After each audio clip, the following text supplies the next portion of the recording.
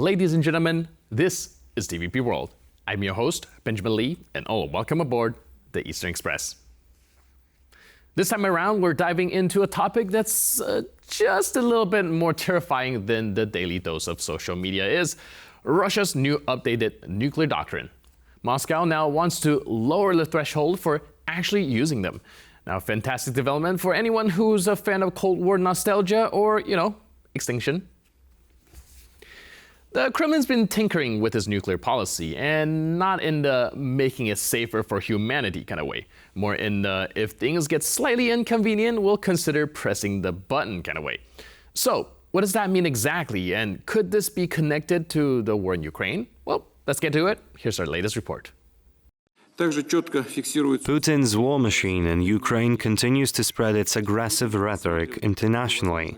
Russian President Vladimir Putin once again threatened the West with the use of nuclear weapons, proposing changes to Russia's nuclear doctrine during a meeting of the Russian Security Council. Putin suggested that any aggression against Russia, even a conventional attack against Russia or Belarus, if carried out with the involvement or support of a nuclear-armed state, would be treated as a joint nuclear attack on Russia.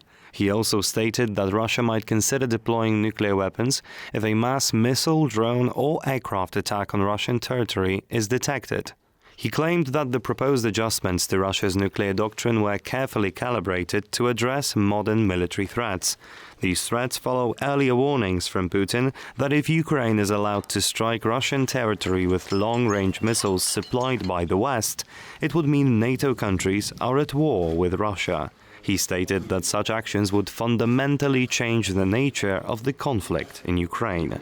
Ukraine has long urged its Western allies, particularly the United States, to authorize the use of long-range missiles against Russian targets in order to pressure Moscow to end the war. However, Washington has so far declined, fearing escalation that could lead to direct conflict with Russia. And now, let's take a look at the issue in greater detail. You'd think using a weapon that could end civilization as we know it would come with some pretty strict rules, right? Well, you'd be wrong, because when it comes to nuclear weapons, Russia's gone full on Oprah. You get a nuke, everybody gets a nuke, except instead of cars, it's global annihilation. Now, before you panic, bit of background.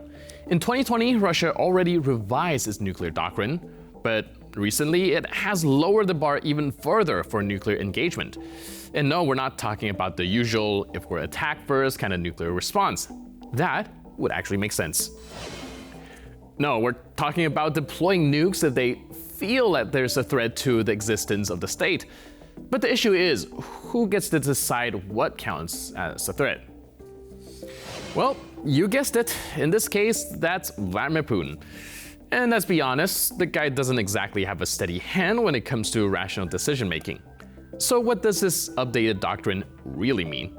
Well, it means the condition for Russia to start a nuclear war are now as vague as threats to national security. That's as specific as saying I'll start throwing punches if I don't like the vibe.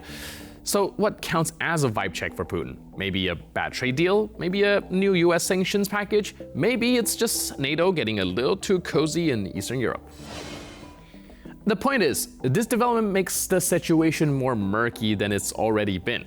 And given how things are going in Ukraine, we're talking about some seriously high stakes. Ukraine is a key place in this puzzle. Russia has been waging war there since 2014, and it's not exactly been going swimmingly for them. With the Ukrainian counteroffensive gaining ground, the Kremlin might be feeling cornered. And here's the thing about cornered dictators: they don't tend to play by the rules. In this environment, the new nuclear doctrine feels like a not-so-subtle message to the West. We'll use whatever means necessary to protect ourselves, and if that means nukes, so be it. This new doctrine basically says the Kremlin can use nuclear weapons if they feel like it, which is a terrifying level of ambiguity for a nuclear-armed state. It lowers the threshold for nuclear engagement so far that it's basically lying on the floor curled up in a fetal position, begging for someone to just trip over it. Russia's shift in doctrine isn't just some domestic quirk, it's a signal to the international community. NATO, the US, China, and finally countries like North Korea and Iran are certainly paying attention.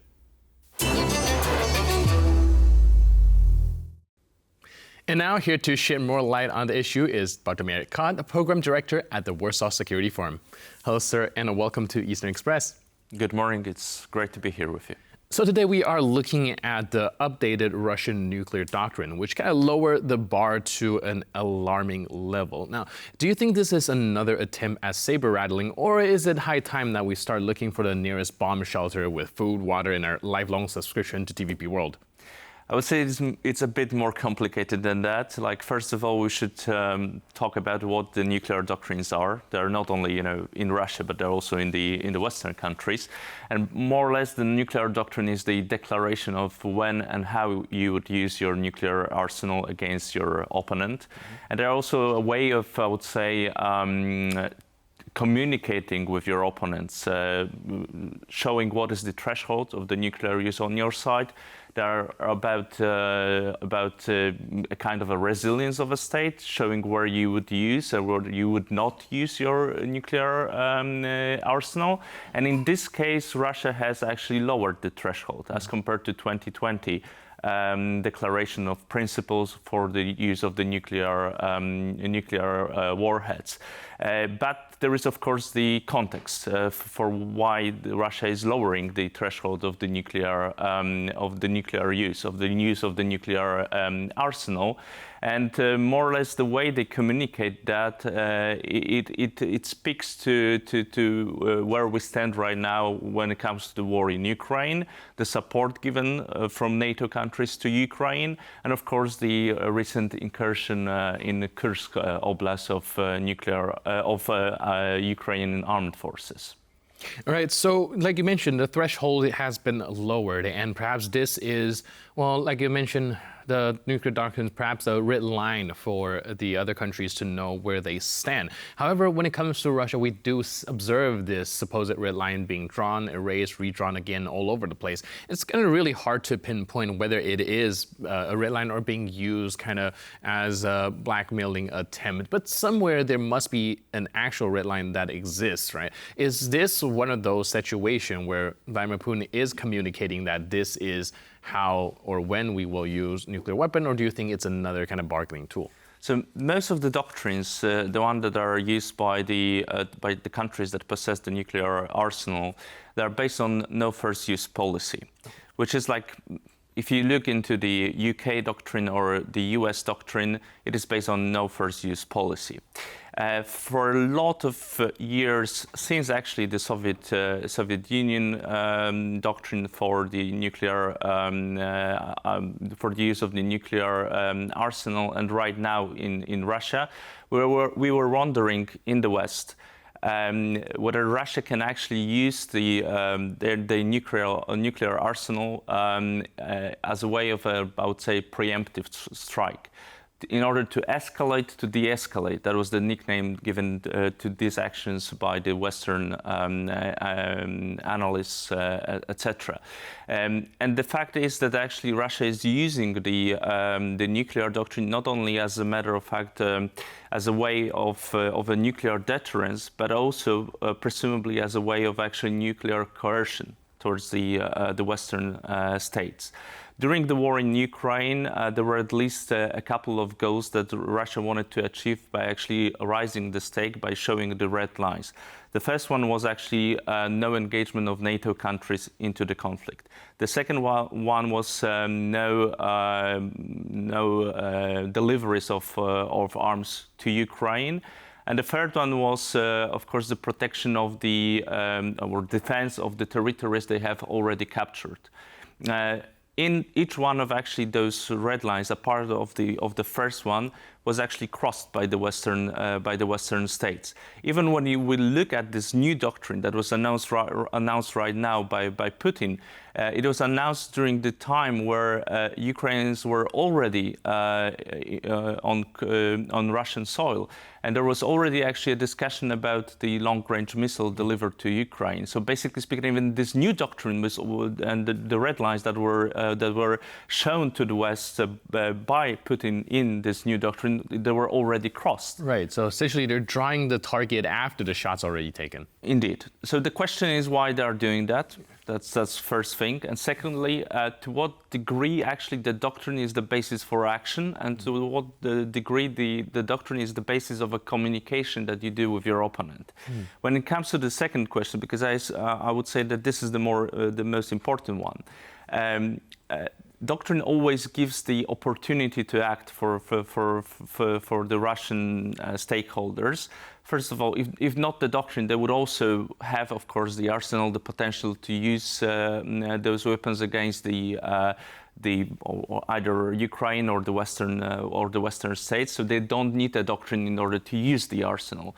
But it comes one way or the other that always actually Russia acts in accordance to the doctrine, even if they do not use the opportunity that is given by the nuclear doctrine to them in order to act. Like, for example, there was an incursion in Kursk Oblast. The doctrine would have given them actually the opportunity to act in a nuclear way against Ukraine. But then they did not use that. Because why? Because in the end, it is actually the decision of Putin himself, or actually of the Russian stakeholders, whether they would make use of what the potential there is given to them by the legal document that actually the nuclear doctrine is, and they're not doing that. Why? And that is actually the answer to the first question that I posed. What they are actually using the nuclear arsenal right now for, in my very own opinion, it is not actually to raise the stake of the nuclear deterrence against the Western countries, but rather actually to reestablish what I would say a coercion towards the Western states. At this point, it is visible for the Russian stakeholders that whatever the red lines that were shown to the Western allies, they are not considered anymore as actually the deterrence factor or resilience factor by the Western allies. So we don't feel like bound by them. Like we discuss the deliveries of the long range missiles to Ukraine. So we do not treat those red lines seriously. And Putin wants to restore actually this element in his potential of communicating with the West. So restore, I would say, the threat potential against us. And I would call it actually this coercion potential in a sense, because maybe he's actually using the change in the doctrine not necessarily to communicate with the policymakers on the Western side, but actually to communicate with the public. Right. With those who will be making decisions during the upcoming elections in the Western states. So perhaps the goal is to threaten the population enough that they would then push back on a decision maker and kind of influence the policy within. Now, when it comes to these restoration of the coercion potential, like you mentioned, and the big part of it is using the doctrine as a tools of communication. However, we do also observe that this communication is rather vague. Somehow, it almost reads like if Russia feels like it's being threatened, they would use nuclear arsenal. Do you think that the vagueness is also intentional, or it's just probably like a lack of clear communication? No. I mean, the vagueness here is intentional, because it is all about giving actually the opportunity to act later on to whoever actually decides whether the nuclear arsenal should be used or should not be used. So in the end, it is only a legal document that gives you the opportunity to act. But as I said, I mean, it would be never actually something which would bond or tie the hands of Putin if he decides to use the nuclear arsenal in Ukraine or against whoever else in the West. It would be rather actually a factual. It will be the decision on the factual basis or on the tactical or strategic basis, not necessarily on the legal basis. Right. And we have actually already seen that, because, as I said, I mean, there were actions that were taken against the Russian state that could have been considered by Russians are as enough of a factor to use the nuclear arsenal against Ukraine, or even against the UK or France or NATO countries, according to even the new doctrine.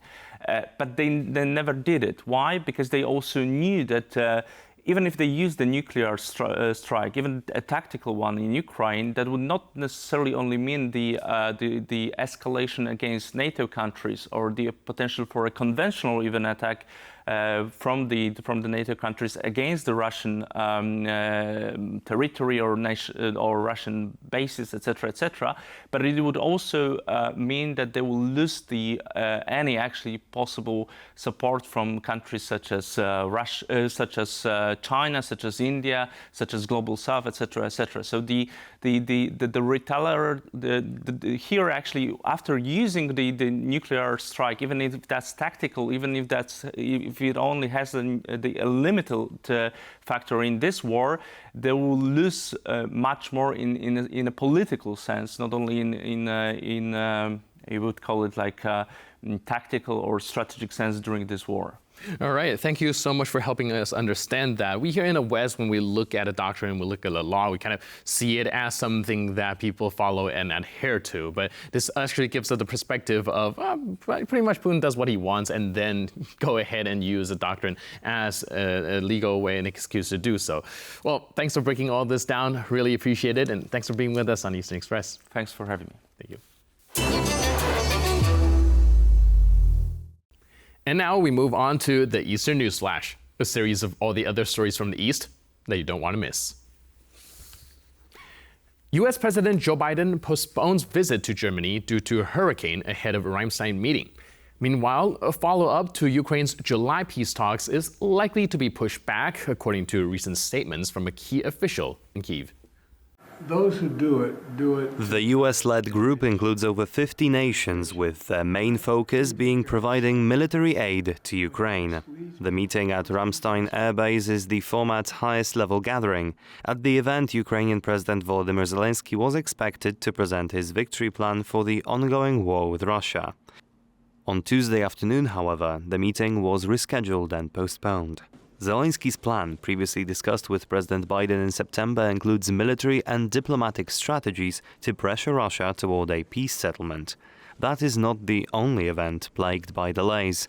Uncertainty surrounds the timing of Ukraine's second peace summit, initially planned for November. Zelensky's team confirmed that preparations are ongoing, with a decision expected in early November. As I have made clear on our 6 previous The landmark decision to provide Ukraine with a $50 billion loan from the profits of frozen Russian assets has been held up by Hungarian Finance Minister Mihaly Varga. The diplomat stated issues related to Russian sanctions should be decided after the U.S. elections. The plan, first agreed upon by G7 leaders in June, aims to fund the loan through interest generated from $300 billion of frozen Russian assets, not by seizing the assets themselves. The US has requested that the EU extend its sanctions renewal period against Russia from 6 months to 3 years as a condition for pledging $20 billion, matching the EU's contribution. Hungary insists the decision should be postponed until after the 2024 U.S. elections, citing uncertainty about future U.S. policy under either presidential candidate Donald Trump or Kamala Harris. The remaining $10 billion would be provided by Canada, the UK, and Japan. The investigative committee of Belarus has filed a criminal case against 22 initiators of the Platform 2025, the transitional government under Svetlana Tsikhanouskaya, as well as 23 others who took place in demonstrations. All are accused of conspiracy to overthrow the Lukashenko government. The authorities claim the conference was part of a scheme to create extremist organizations for financial gain. They also allege that the new initiative, Platform 2025, aims to consolidate opposition forces to influence the election. Additionally, 22 supporters of opposition leader Svetlana Tsikhanouskaya were accused of plotting to unconstitutionally seize power. The authorities are also investigating participants of the Day of Dignity 2024 protests held across multiple countries, which authorities say were intended to discredit Belarus internationally. These are not isolated incidents. These activities follow a previous investigation into 257 members of the alternative Belarusian parliament in exile, accused of conspiring to overthrow the government. Armenian Prime Minister Nikol Pashinyan and Russian President Vladimir Putin announced an agreement that will see Russian border guards withdraw from the Armenian-Iranian frontier checkpoint as of January 1st, 2025. Here's more. This marks a significant shift, as Russian forces have overseen Armenia's borders with Turkey and Iran for decades. The move reflects Armenia's growing dissatisfaction with Russia, particularly over its perceived inaction during Azerbaijan's swift offensive in Nagorno-Karabakh in September 2023. Azerbaijan's victory led to the dissolution of the ethnic Armenian government in the region. As tensions ease with Azerbaijan, Pashinyan signaled Armenia's readiness to sign a peace deal with Baku by the end of October, which includes mutual recognition of territorial integrity and diplomatic relations, potentially stabilizing the region after years of conflict. And that's all on this episode of Eastern Express. But for more news, update, and commentary, please stay tuned to TVP World.